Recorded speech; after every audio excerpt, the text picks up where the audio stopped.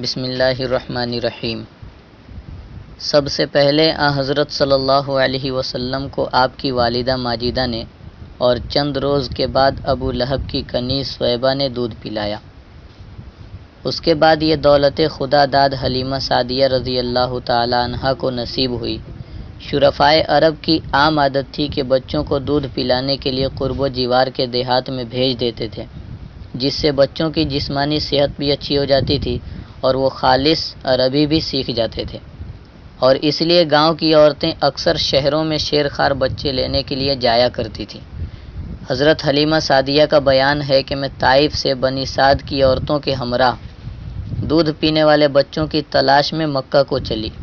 اس سال قحط تھا، میری گود میں ایک بچہ تھا، مگر فقر و فاقہ کی وجہ سے اتنا دودھ نہ تھا جو اس کو کافی ہو سکے۔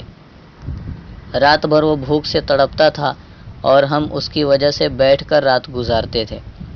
ایک اونٹنی بھی ہمارے پاس تھی، مگر اس کے بھی دودھ نہ تھا۔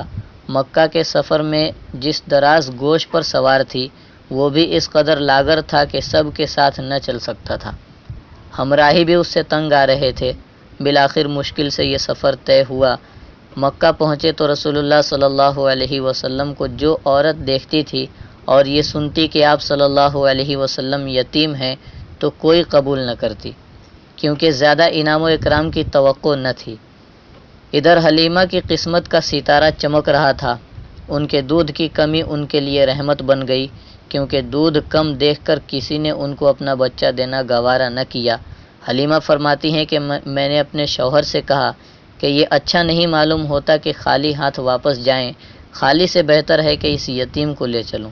شوہر نے منظور کیا اور یہ اس در یتیم کو لے آئیں، جس سے آمنہ اور حلیمہ کے گھر نہیں بلکہ مشرق و مغرب میں اجالا ہونے والا تھا۔ خدا کا فضل تھا کہ حلیمہ کی قسمت جاگی اور سرور کائنات صلی اللہ علیہ وسلم ان کی گود میں آ گئے۔ فرودگاہ یعنی قیام گاہ پر لا کر دودھ پلانے بیٹھی تو برکات کا ظہور شروع ہو گیا۔ اس قدر دودھ اترا کہ آپ صلی اللہ علیہ وسلم نے بھی اور آپ کے رضائی بھائی نے بھی خوب سیر ہو کر پیا اور آرام سے سو گئے۔ ادھر اونٹنی کو دیکھا تو اس کے تھن دودھ سے لبریز تھے۔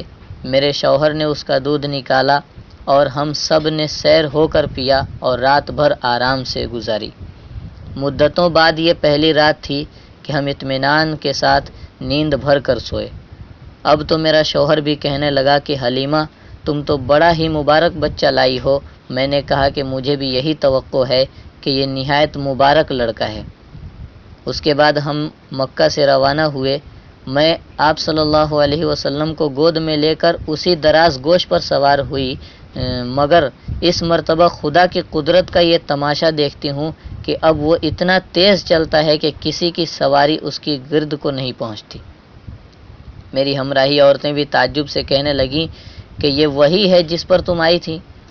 الغرض راستہ قطع ہوا، ہم گھر پہنچے۔ وہاں سخت قحط پڑا ہوا تھا، تمام دودھ کے جانور دودھ سے خالی تھے، لیکن میرا گھر میں داخل ہونا تھا اور میری بکریوں کا دودھ سے بھرنا۔ اب روز میری بکریاں دودھ سے بھری آتی ہیں اور کسی کو ایک قطرہ بھی نہیں ملتا۔ میری قوم کے لوگوں نے اپنے چرواہوں سے کہا کہ تم بھی اپنے جانور اسی جگہ چراؤ جہاں حلیمہ کی بکریاں چرتی ہیں، مگر وہاں تو چراگاہ اور جنگل کی خصوصیات نہ تھی، بلکہ کسی اور ہی لعل کی خاطر منظور تھی۔ اس کو وہ لوگ کہاں سے لاتے؟ چنانچہ ایک ہی جگہ چرنے کے بعد بھی ان کے جانور دودھ سے خالی اور میری بکریاں بھری ہوئی آتی تھیں۔ اسی طرح ہم برابر آپ صلی اللہ علیہ وسلم کی برکات کا مشاہدہ کرتے رہے، یہاں تک کہ 2 سال پورے ہو گئے اور میں نے آپ صلی اللہ علیہ وسلم کا دودھ چھڑا دیا۔